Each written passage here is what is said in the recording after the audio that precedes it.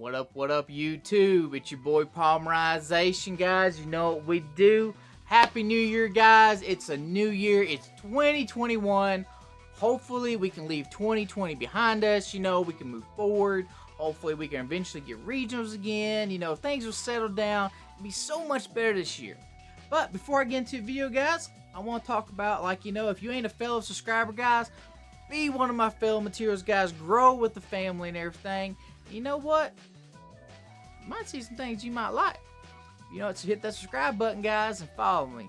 Also, before I go into it, I want to talk about Pyramid Ink, guys. If you ain't got your play mats, Pyramid Ink's the way to go. The quality, the texture, it's all there, man. Without further ado, let's go into the video, guys. So, I want to talk about, like, the top 5 decks that I think are going to be the best going forward into 2021 as a budget player and as a budget build for people out there.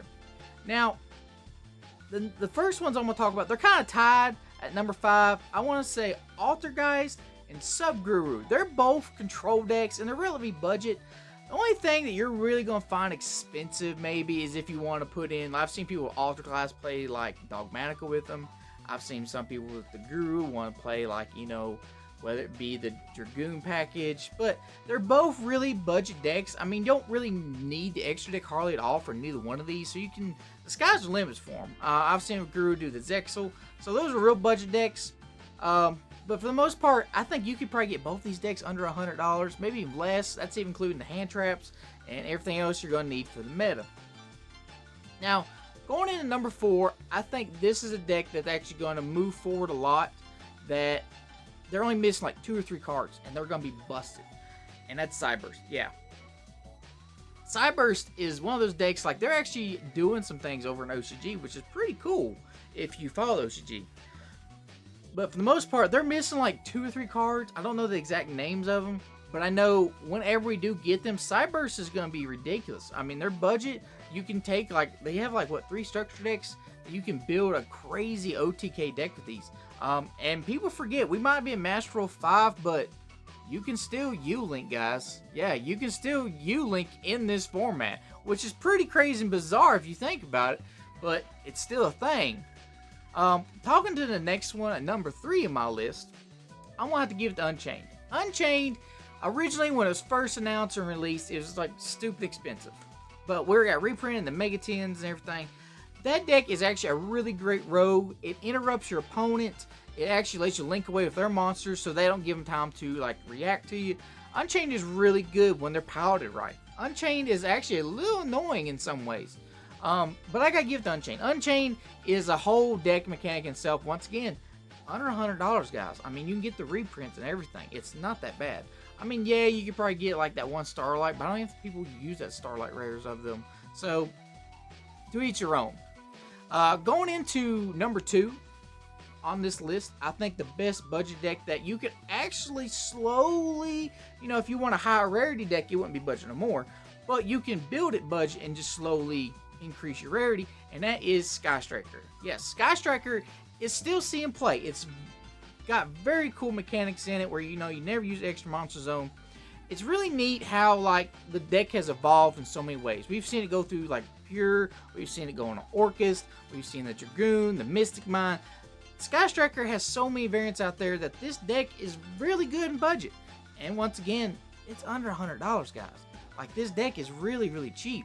Now, like I said, if you want to up the rarity in the deck, like if you want the Ultis, Kagaris, all those in the extra deck, you're going to be spending a little more.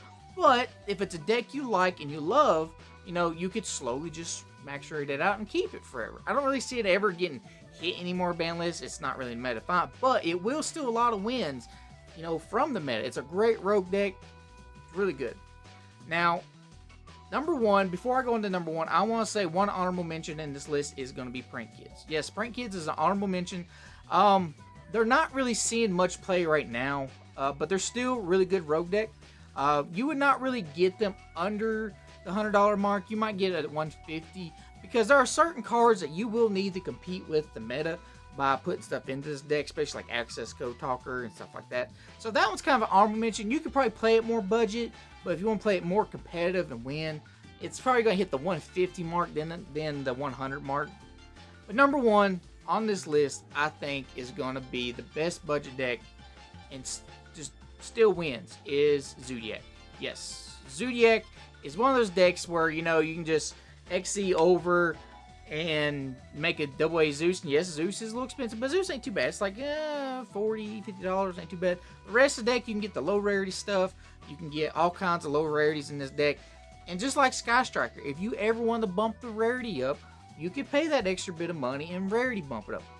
But with Zodiac, it's a deck that's gonna like steal a lot of wins. I mean, a lot of wins. I mean, it don't really do much. It don't have to worry about Nibiru. It don't have to worry about his graveyard. You can play Shifter. This deck does a lot of things that you can do to this deck, and it still wins. And then if you ever wanted to upgrade the deck, instead of Sky Strikers being put in other engines, Zodiac you could actually put with Dogmanica. You can put it with Eldritch. The deck is just retarded. I mean, not saying that that's bad or nothing, but the deck is just ridiculous, guys. I mean, Zodiac is definitely my #1 pick as far as budget. I mean, you have so much support to go around this. We have a lot of proc in the future. Who knows? They could get more. It's hard to say. But you know what, guys? This is Polymerization. And if you ain't one of my fellow material guys, you know, hit that subscribe button, guys. I got more content coming your way. I'm always there for you guys. And if there's more you want to see, comment down below and let me know, guys. But you know what? I love you guys. Peace. Be safe this year.